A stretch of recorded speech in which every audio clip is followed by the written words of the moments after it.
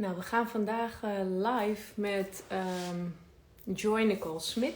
Zij is een Amerikaanse science educator. En ik zie dat ze er al bij is. En dit gaat in het Engels. Even kijken hoor, of ik haar erbij kan halen nu. Ja. Even.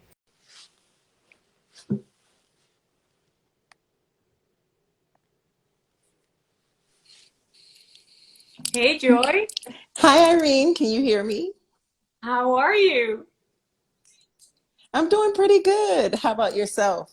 I'm fine, thank you. It's great that Wonderful. like you did it so well going live because this is your first time together with somebody live, right? Yes, this is my first time together with someone. So, yes, this is a first for me. Yay! Yay. You did it. Yes. You pulled the first step off. Yes. Good.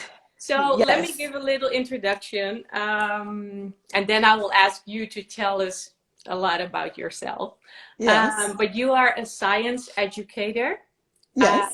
You come from Philadelphia, Yes. but you live in Germany, Yes. and you have a family. You have a husband and three kids, Yes, all I do. under 8, I think. Yes, they're all under 8 or 8 Yeah, and under. So, young yes. children, and one baby, correct? Yes, one baby, and her name is Lydia Joy, and she is 4 months. And they So, very all the young. three of them are adorable. Oh, thank you so Oh much. yes, I Yes. love your pictures that you post. So, Yes. well, tell a little bit more about yourself because this was my small introduction, but Yes. And so I live here in Germany, and I've been in Europe for of 10 years so oh, far, and with the first mhm. journey starting with Italy for 4, and then here we are in Germany for about 6. However, my journey is coming to an end, but it's been incredible to be able to spend time in Europe for this period of time. Yeah, you like Europe? Yes, I do. I've enjoyed my time here. And so prior to coming to Europe, before then, I was in a program. It was an international research training program. And so I spent some time in Paris for a short period of time. And then I spent time in South Africa at the Human Sciences Research Center down in Cape Traveled Town. with your family, no? No, that wasn't with my family. So that was my journey as a college student. Okay, okay. Because tell me about that. Um, oh, I want to know so much about you. I mean, maybe it's fun to tell how we met. Do you Yes. remember Yes, I that? Do do. you I remember? remember how we met. We were on the beach in Sardinia, and I don't know what it was. I saw your boys playing in the water, and then after they were enjoying their time in the water, then we sort of connected. And so there was a curiosity because my children were playing. I had 2 children at the time, but I they were know. playing also. And so, and Yeah. we were just able to share stories, and you were so open and willing to listen. And I was hearing some of your experiences too. And wow, it was incredible. Yeah, and it was so funny because there we were, like both in our bathing suits, Yes. standing there on the beach. And I remember that I was like, because Alghero is my birthplace in Sardinia, Yes. and I was like, first of all, we don't have a lot of colored people over there. I must be honest, Yes. I must say. So Hmm. I was surprised because my boys, of course, are also a blend, Yes. and I was like, hmm. And then I heard you speak in Italian. American and Oh, also Italian. I was like, now I'm curious. Now I want yes. to know more about this lady. So we just Yes. started talking, and it was so. Oh, I got so much energy from you. Yes, yes, thank you. I did too from you, and it was just one of those moments where it's always awesome to connect with someone. And I we know, regardless of language, cultural background, there's always points of connection that we all have. And so uh, I think that that was one of the best parts. well, I completely feel the same. So Yes, tell me a little bit about. Let's start with your education. You studied yes. in Philadelphia. So I studied in the state of Pennsylvania. I Hey. attended Penn State University, and so I spent my 4 years in at University Park, Pennsylvania. So that's in the middle. If you look at Pennsylvania, smack dab right in the middle. That's where I spent my time studying. So, and my studying was rooted in biobehavioral health, and so that's where I was for 4 years. Okay, And so and how was that? Because I think you told me a story once about your mom doing a study too. Did she also study science or something else? So my mother always encouraged me in that area of science. And so for her, she was into fashion and arts. However, I did study again with biobehavioral health in the middle of Pennsylvania. Now, one of the things that's really interesting, especially when we start talking dynamics, Philadelphia is a metropolitan center. It's a city. So it's very, when you're seeing people from different walks of life. But Yeah. once you get to that center part of Pennsylvania, the demographics change just a little bit. They change a Really? lot. Yes. So the Oh, wow. demographics are much different. And so, and that's typically, you'll find that in a lot of places in the United States. So Mm-hmm. you have the city where you're drawing different and various populations in. And at times we have those smaller towns, even though Uh-huh. it's a big university, those smaller towns tend to be particularly of one background, one cultural influence. So, Okay. and typically white American. So you'll see that there's some different dynamics, even from state to state in the United States. Yeah. I must say that the cities that I traveled are more like New York, LA, Yep. Washington, and it's exactly like you explained. It's more, let's Yes. call it colorful or whatever. Um, Yes. Yes. so yeah, I can imagine that you have some villages and cities and states where Yes. that's different. So did you ever experience something, any form of racism when you were younger? Um, when I was younger, I would have to go and say no. And it's a matter of like the perspective that it's coming from. Uh-huh. Um, in terms of the neighborhoods that I grew up in, for the most part, they were predominantly Black American. Mm. However, when I was older, we ended up moving to an area that was a mix of different groups or different cultural groups. And so there's a history behind all of that too. However, overt discrimination or overt racism when I was younger, I have to say, based upon my experiences, no.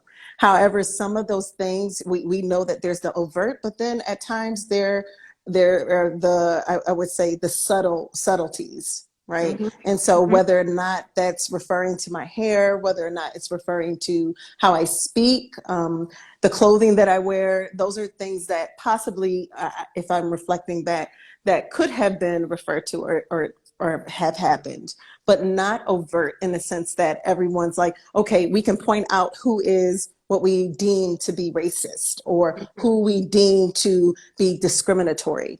So, however, sometimes we have those underlying messages that Yeah, take place. and So, that's harder to point out then, I think.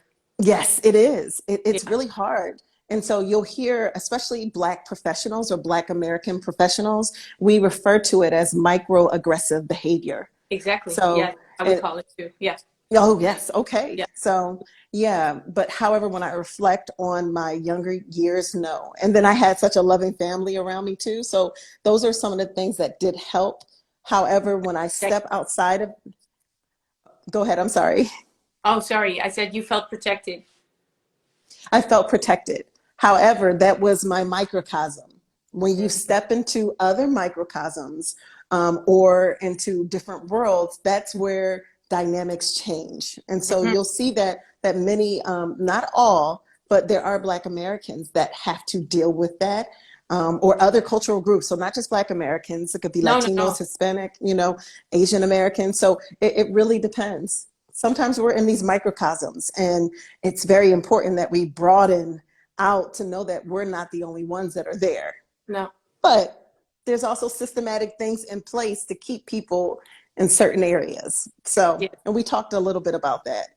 yeah, because you told me that you traveled, through the Hmm. U.S. also, Yes. and you told me this story that I remember about being in Georgia. Yes. and the difference that you felt Yes. being from Philadelphia and then being in Yes. Georgia, right? Can you tell Yeah. me a little bit about that? So I'll preface it and I'll give you a little bit of context. And so when we go back to the transatlantic slave trade and slavery and enslavement of Africans in America, typically that took place in the South. And so there was a time period in which after our emancipation, then we were freed and we were in that area, but there were acts that were terroristic acts that were performed against many Black Americans by lynchings. And so what ended up happening, and this is just a shortened version, there was a migration of Black Americans up north. And Mm-hmm. so, and that's how when I think of my great grandmother and my great great grandparents, that's how we ended in Philadelphia. Okay. So, so there's a little bit of history in terms of that migration that took place. Now, when I did go to Georgia, so not many of my family members are from Georgia. They're from Virginia and North Carolina. However, when I did go to Georgia, I noticed the dynamic in regards to, it's very clear cut. You know what area is typically Black American, and you Mm-hmm. also know what area is typically white Americans, and how people interact and engage with each other. It's different. That's also in the North too, but it wasn't so Really? prevalent. Like, yes, it's in the North too. It just depends. I didn't see it as much in the North, but when I was in South, I really saw the stark contrast. Mm. So, and so that was a bit of a different experience. And Yeah. again, everyone has a different experience. However, from my observations, I felt like it was very clear cut where you Mm-hmm. can see it. And you'll hear Wow. that from a lot of the Americans that I know that come from up north and spend some time in the South. However, again, Southern culture is different too. So Yeah, yeah, yeah, it's completely. multifaceted. So how was that for you to experience that and to see that like more clearly than where you came from? Um, It was surprise. Well, I wasn't surprised as much, but it was different. It was different. Um, Did it and hurt? did it hurt? I think in a way, yes, or it was bothersome. It was like, wait a minute, why do we have this dynamic where things are sort of at this end and this end? Now, both ends work together. Again, we all work together, but we have it's typical to have different social spheres that are in Yeah. different places, right? Mhm. Whether or not it's going to church. I'm not sure if you heard this statement before, but I believe Malcolm X said it, but the most segregated day in the United States of America is Sunday. And Sunday, because when it comes to going to church and worshiping, you have the black church and you have the majority white church, and we're all going to our separate areas. We Yeah. still work together. Again, we still have at work together, but it was different. It was different. And Yeah. so I did question, and I was wondering what's at stake or what's playing out. And Mm. when you're younger, you typically feel there's always this side where it's like you have more of an idealistic view than what is the Yeah. world. And so, go ahead. No, so one of the things that you told me is that you even got some. I'm not sure if this was in Europe or the US, but that Mhm. you got some comments that people were surprised that you went to university also, Yes. right? Yes, yes, that is true. There was a level of surprise when you share that you've gone to a major university, in which Penn State University is a large university, and it's one of the top universities in the United States. And so, Yeah, yes, there was a bit we've of, heard of it here too. yes. Yeah. And so there was this element of surprise that, wow, you graduated from this university. Or, I mean, and again, it may not be directly shared, but you can see it in the mannerisms at times from Yeah, people. I And believe. so Yeah. I think there's a lot of bias that we all have. And sometimes we have to be able to step outside of that bias in regards to how we view the world, because not everyone falls into this pretty little box that somehow in our minds we create. And the thing is that if you grew up with those boxes and your parents, you know, taught you that you have these boxes, I understand it's difficult to step out sometimes. Um, but still, I think that conversations like this are so important to discuss it in a respectful Yes. way. You know, Yes. I'm Yes. always for the conversation and the dialogue. And I also understand that for a lot of white people, it's difficult to speak up because they are Mm-hmm. afraid to say something wrong or, you know. Mm-hmm. Yes. So what would you advise? What is your experience with that? I would say my advice in the midst of that is being open in conversations. And when you meet someone, realizing that, hey, I do have these biases. However, I have this person in front of me, and I want to get to know who they are. That's where that learning component comes in. Yeah. For Yeah. me, I mean, I think about our interactions in meeting in Sardinia, and in that moment, it was like there was some point of connection, or we found a way to connect. Mm-hmm. And my advice is find those points of connection with others, Yeah. regardless of who they are. Yeah. And it's unfortunate or typically what happens when we see someone, when we meet someone, we cut off those points of connection. Those Mm-hmm. connections are there. It's just a matter of, hey, let me figure out how to connect. And let me set aside my preconceptions. Let me set aside my biases, Mm-hmm. and let's meet here. Mm-hmm. So, That's it. That's it. Let's meet. yeah, Yeah. yes, yes, So let's have you ever connect. had a conversation with a white person about racism? I always wonder if conversations like that, I mean, I have them a lot. Yes, But yes. you know, I just wonder, like, do you have these conversations? Have you ever had these conversations or Um, so it depends. So again, racism, the construct is pretty loaded, Mhm. and Exactly, yeah. there's so many points that are inside of it. Um, However, in regards to, let's say, having that direct conversation with them, I think there would have to be rapport in a relationship. I know Mm, that my family and we have had those conversations, and mhm. unfortunately, what ends up happening is there's always an offense.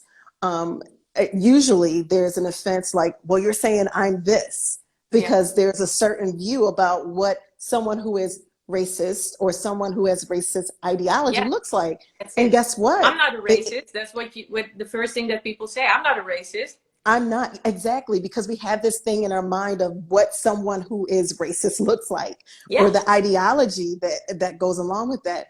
And the reality is, we have to be okay. We have to be okay with self-reflection. Hmm. And so, but for the most part, if we did address such an issue, usually there is a level of that's not me, Yeah. or there's a level of denial. Yeah. So, Because you don't um, want to be the bad person. Yeah. yes, and it doesn't. And there's just so many great books that talk about this. Oh well, And if so you how? want to mention some, please do because Yes, we will write it all down. And I know that yes, Maxime is looking or watching. yes, And Maxime, she's like the moderator tonight at Share the Mic Down. yes. So I know that you're writing it Wonderful. down. Please, Maxime. Yes, how to be an anti-racist or anti-racist. That Hmm. is an excellent book to Hmm. really, I mean, to really critically think about, okay, well, what can I do? Like, it's not enough to say, I'm not racist. It's more in the lines of, you have to be against that. And there's a way to go about it. And Hmm. so it's by, it's Ibrahim, I have to make sure, Ibrahim Kendi. I could be We will pronouncing it search it wrong, out. but you Yeah. should definitely pulling that up. That's an excellent book. That's a great place to start. So you would So advise that to the white people that are listening, I would, yes, I would advise it to or both. everyone. I would advise it to, I mean, I would say everyone, because my husband and we've read the book, but also I would advise it to any and everyone to read it, to really dive deep into. So what did it Go taught ahead. you? So it taught me that a lot of times when we're thinking about racism, well, I think the biggest thing that I took from it is that it's not enough to say, I'm not racist. No. You have to be against it. So Yeah. anti-racist. That is what Pull it up. taught me. Yes. I love that. Rihanna said it. Yes, Pull ma'am. up. Yeah. Yes, pull up. I mean, you Yeah. have to, like, I mean, literally. And so, and you have to be in support of it, and you have to be okay with recognizing that this, what has historically taken place or what has happened when we look in the American history context, does not necessarily mean, oh my goodness, I'm just this terrible, horrible person. I think we all have dynamics in it. But And that's again, why people block. I yes, believe that that's why they block, and they're like, no, no, no, that's not my that's thing. not I'm my not thing. this. So they block, and they stop the conversation. They don't want to have, that Yes, confrontation. Yeah. yes, and we're acting as if it doesn't exist. It does, Yeah. right? I remember that it was shared with me, and with someone who shared with me. They were like, you know what? I don't see color, and they're liberal, and they're very, hey, these are my ideals. I'm very liberal. I'm this, and they still shared that I don't see color. Well, I shared with them, if you don't see color, you don't see me. Uh, So it's okay to acknowledge that we have these differences. That's what makes us who we are. And and I that's think what that, makes the world a beautiful place if we all acknowledge that. yes, There yes, are different colors, and that's beautiful. So, yes, and yes, plus that I think that there is a problem still, a yes, really huge problem. yes, So please don't say that you don't see color, because the difference is still there, you know. yes, So yes, yeah, I agree. yes. So it's for everyone. That book is for Okay, everyone. good one. We will So, definitely post that. yes, ma'am. And so we were also going to discuss Black History Month. Yes. Um, so February is the Black History Month in for North America. Yes. What does that? Can you tell us a little bit about that, and what does it mean for you? Okay, so Black History Month actually began as Negro History Week. And that began back when Carter G. Woodson, I have to make sure, yes, Carter G. Woodson, he noticed that a lot of Black Americans who were just emancipated, they didn't know about their history. And so he wanted to make a change, and he implemented the Negro History Week. Yeah. And so over time, that week became a full month. And so February, a lot of people ask, well, why was February selected as that time frame? Well, February was the birthday of Abraham Lincoln, That's and what I read. also, Yeah. yes, and also of Frederick Douglass. And so that is one of the reasons why February was selected there. And Yeah. so this really was a commemorative, pretty much a time to commemorate Black Americans and Mhm. to consider, here is our history, and it's profound, and we must know it and learn it. And Mhm. so, and that's why we have that, it's recognized nationally. That's why we have Black History Month right now. So, is there anything in particular that you do in this month, or share with your children, maybe, or other people? I don't know. So Or- Black history, you'll hear this often, but Black history is 365 days days a year, 7 days a week for our family. Mhm. One of the things that's important to know is that Black history is American history, and vice versa, right? And so, To unfortunately, a build the lot of country. yes, we're a part of that. We're a part of that, Well, and so 100%. Yeah. yes, but unfortunately, a lot of history omits it. Mhm. We're not able to learn, and that's so sad because again, Carter G. Woodson, he addressed that concern then, and it's still happening now. So for me, it's constant or continual education for my children. It's sharing literary resources or literacy resources that are that include characters that look like them, because unfortunately, it really depends. Unfortunately, that's not the common ground. You're not going to find those resources. And a lot of teachers, especially educators or in libraries, it becomes difficult to find those resources. So my goal is every day, every month, every week, whatever it is, that I'm able to share those literary resources with them. So you'll Wow. see I have plenty of books that I are know, and you everywhere. share so much. Please follow Joy Nicole, because she shares so much books and tips and tricks and everything. I love that, because you share so much, like, things that we really can use, that everybody can Yes, use. So yes, thank you for that, first of all. And if you have yes. any more, just bring it on and we will share it too. Yes. How is it with well, you just shared a little bit, but for example, here in Holland, if you look at our history books, we have like books and books about Second World War. Yes. Of course, because that, you know, that was a really how do you say that, an awful thing that we Yes, it was an awful experienced. But time. then slavery, for example, maybe two Hmm. or three pages, and I mean, we all know that the Dutch people weren't that nice in that period Yes. of time, you know, with that whole slavery part. Yes. So what how is that in the US? Is it like, is it written in the books, And in the text. history books at school? And Who? So this is a complex question too, because it will depend upon the resources that are utilized by the school. So I could go on and on about this, but again, funding for schools and whether or not they have updated versions of textbooks or do they have versions from decades ago, and that comes up a lot. And wow. so in terms of it should be included, I believe it is included for the most part in textbooks, but not as extensively as it should be.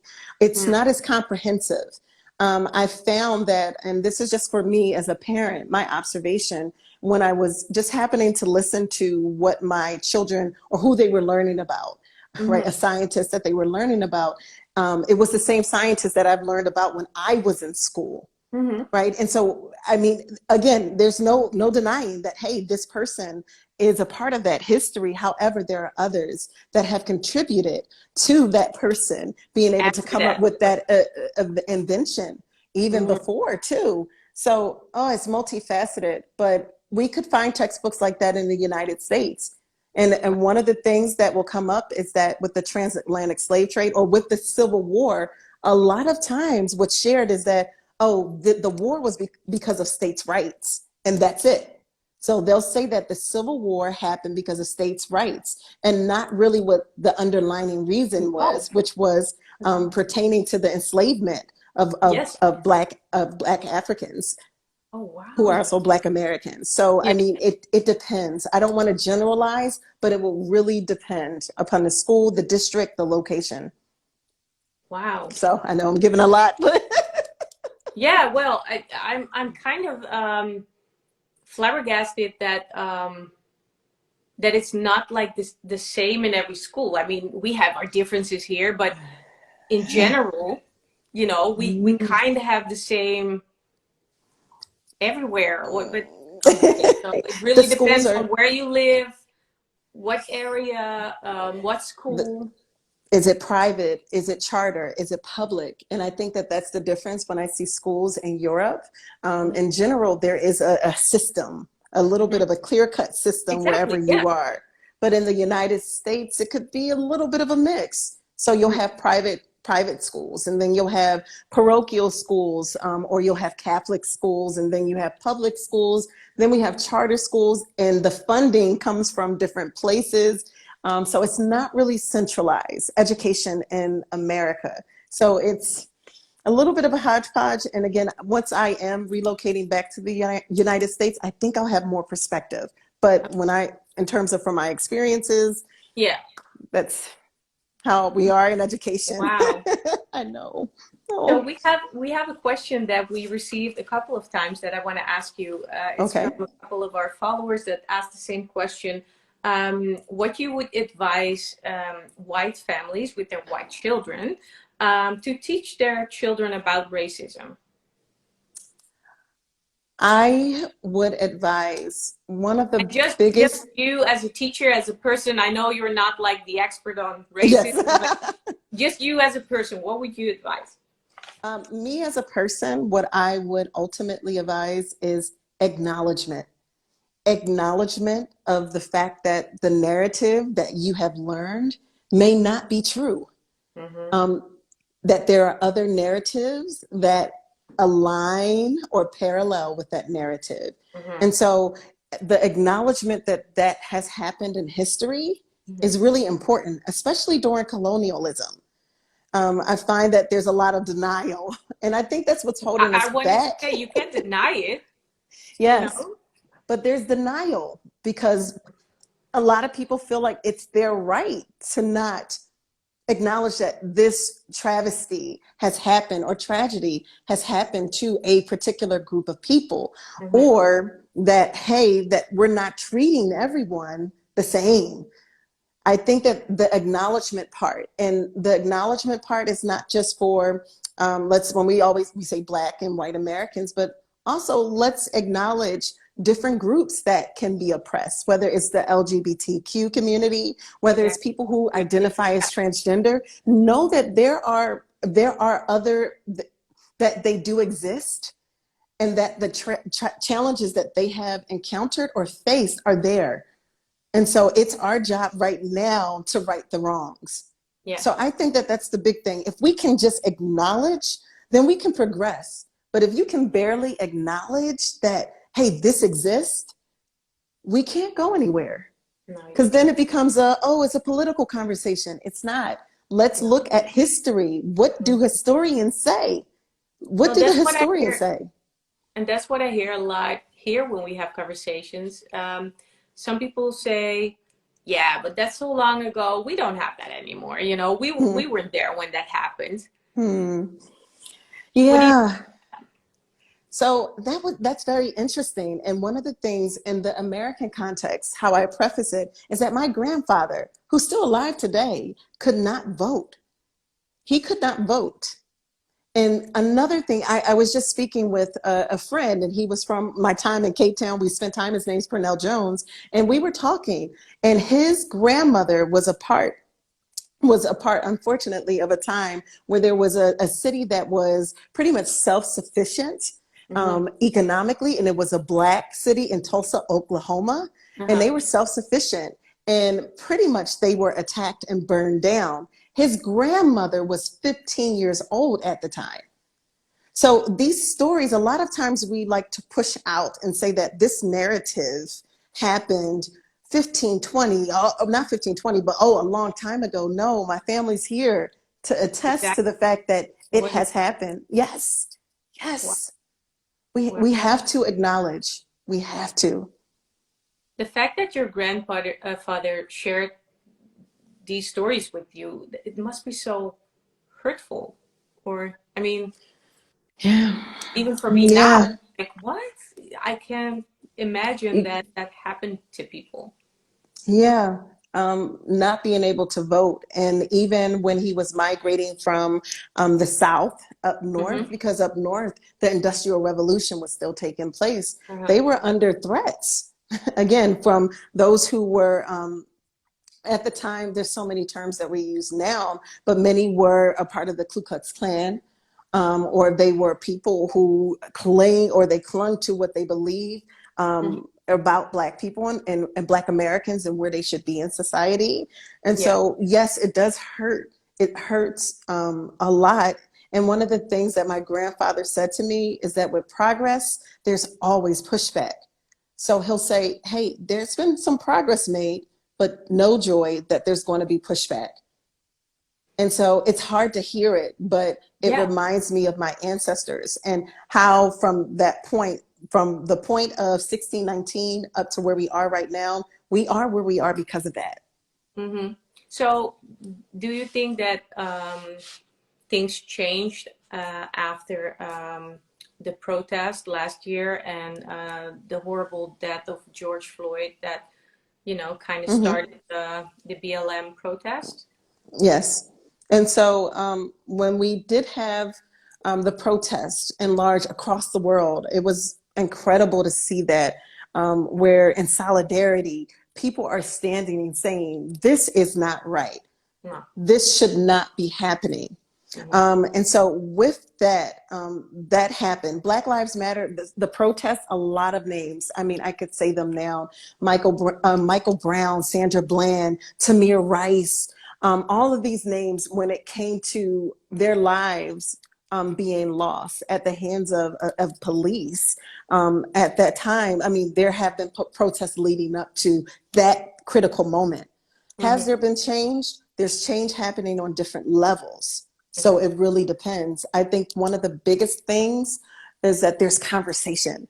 So we're having conversation about it. And also, there's also, and when we say conversation, a lot of times whenever we are discussing some of these issues, a lot of Black Americans tend to feel we're not believed.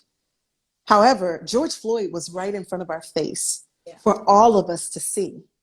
And we knew that was not right. We knew it in the however long it was, about 8 minutes or more. I can't remember. I couldn't watch it, but watching that and hearing about it, it was enough where we were all saying we can't breathe. And so I think conversation is happening, and there are activists on the ground doing the work, and they've been doing the work, but it takes time. And so I think there will be change, but I think the biggest change that's needed is, again, the hearts of people. And we know that is a task in and of itself. The hearts of people, and I also believe if speak about North America, or the US, the system, because Yes. Oh, yes. a lot is wrong with the system too, right? Yes. Systematic change, looking inside of it. I mean, I was speaking, or we were speaking with a friend that works inside of the legal system, and they were sharing, or he was sharing. Sorry to interrupt you, but I think we receive a question. Okay. Why do Americans still believe in the existence in more than one human race? Okay. And again, okay. Do you want to respond to that? Because I'm not sure if I understand the question correctly. But so I think that the question might be implying, why don't you view yourselves as American? I think that that's what that question is saying. And the reason, and that was interesting because the first time that I heard that was actually in South Africa. So I was in South Africa, and I shared with a family that was there. I remember his name was Freddie, and his family, they invited us into their homes. And so, and they were considered colored, again, because of the classification. But he said that, no, you're American. You're not African American, you're American. I hear you. Yes, I see your comment where we are human. However, in that dynamic, we do have differences. Earlier we talked about, I don't see color. And if you don't see color, you don't see me, you don't see others. And so I hear what the gentleman or lady, I can't really see. I get what you're saying.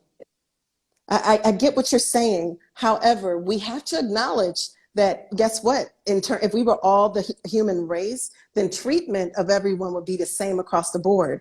In our history, globally, even in Europe, it does not show that. So that's why we have to. Yes, I know. I could talk for days, so I don't want to interrupt. No, and I'm sorry that I interrupted you. No I want to see a question, and I want to have that interaction too. But please go on with your story. You were telling about what happened after the BLM protest.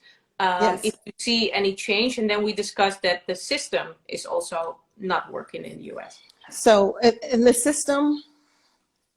So yes, there's that systematic change that is needed. Yes. So yes, I hear that part of it. However, there are conversations happening within the system. And so a lot of it, again, it takes time. And then it takes us examining the roots or the or the underpinnings of our society and what they're built from and how it got us to where we are now. So again, that's very loaded, and I'm not an expert as much in that area, but I know conversations are happening. I know activists are working. I personally know them. They're working and they're doing the work to make sure change is taking place. And goodness, we're in the midst of a pandemic right now. And that's another dynamic. Oh, we could talk for days. Well, yeah, we can have another live session about that. Yes.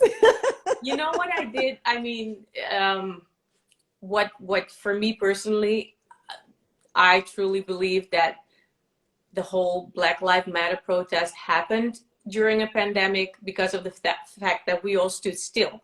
We had to stand still, and we couldn't just look the other way. We had to see, the whole world had to see what happened in the US and what is still happening daily throughout the world, Yes.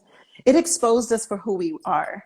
Mm-hmm. And that's where we have to make that change. We were all still, everyone was in lockdown. We're in our homes. We have our phones, we have the TV, and here we have all these headlines coming across the board. So yeah, or you have someone Not streaming see. it. Yeah.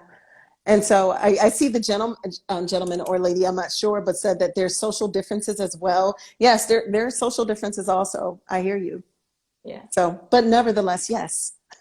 Oh, we can Isn't talk for that days. just a small thing? But isn't that the redlining that we discussed? That you also have like areas where one shouldn't actually go across that border because of the fact there So, with. and so when we describe, oh man, there's so much. There's the redlining part, and then there's what we call gerrymandering, and Mm-hmm. that pertains mainly to voting too. But the redlining, pretty much, yes, you can cross those borders. You can, It's not interact. like exactly. Yes. However, unfortunately, certain people are in a way relegated to living in certain areas. And what ends up happening is in certain areas, those areas tend to be the least funded. The property values are lower. We find that it's not close to resources. You'll hear this term called food deserts that exist. And so when we have that redlining, there are certain boundaries that are in place. So And in the so system, they are manipulating, right? That's kind of what I hear. so yes, there is that side where you can say that there is that manipulation that takes place, but it's Mhm. also working within the system where that's taken place. Exactly. So It's so deep. yeah, it's so layered. And again, Yeah. I'm not an expert in that area, but I am aware that these things exist. Whenever I go from one neighborhood to the next, and where there's an incredibly wealthy area and that is separated by a street from a poor area, that tells me something's going on, right? And so, And and you can I've feel it probably. yes, you can feel the difference. Yeah. And so I've also noticed that has also happened. I was in London at a time, and I can't remember where we were, but I knew immediately where I was crossing from where they're really wealthy. It was a shopping district in London, from going there into the neighborhoods that tend to be, I guess we would say, are poor. Like I noticed that it was so quick when I saw it, because I started to see some of the towers where Mm-hmm. people lived or where they reside. And so we Wow. see that these systems are in play, not just in the United States, but Mm-hmm. they're also in Europe and also throughout America. I mean, throughout the world. So Mm-hmm. yeah, I mean, but When, again, I deflect to the experts on no, that. no, no, no. And we all know that. We just love to have this conversation about your Yes. personal feelings about this. But when do you expect to go back to the United States? Or you So don't know? I'm still in a waiting period for that, possibly in the summertime. Okay. And But do you have trust and faith that you will return to the United States that are kind of becoming better? um, that's always my hope. That has been the hope of my grandparents, my parents, my great grandparents, and beyond. So yes, I'm going to go ahead and say yes. My hope Good. is that I'm able to go back, and that we are, again, idealistically, that we are more united. But there's Yeah. so much happening right now that it makes it different to unite. And Yeah. so, and that's where the work um, of people come in. I mean, whether it's politicians, whether it's activists, or whether or not it's just your neighbor. I think that's where that comes in. But I have hope. I do. I do. America, the United And States. I still believe that there are more kind and loving people than there are, well, I can't Yes. say the word, but Yes. Then awful there are people. people who are I not. Yeah, Yeah. No, I yeah. hear you. I Yeah. I hear you. And again, if we don't have hope, then what's the point of moving on to the next day? So I say I'm amen to that. yes. I will always Yeah. channel that hope and know that it is my homeland and my Yeah. ancestors. So Good. I'm Good. sorry, America is where I will always continue to hope that there is better and that there will be better. It will be. It must be. Yes, Thank yes, you, Joy, for yes. this conversation. Now, Thank before you, we end Irene, for this the invitation. conversation, we got to invite everybody who's listening now. If you want, we are going to the clubhouse to chat a little bit Yes, more in the Share the Mic room. So yes. thank you for this one. And we will put it on Share the Mic Now NL. We will save it there so everybody can watch it. Thank you for being so open and sharing your story. Thank you. No Thank you. problem. Thank you for this invitation. No, thank you for being here. Have a nice evening, and I'll see you in the room. Let's go. Yes. Bye. Bye.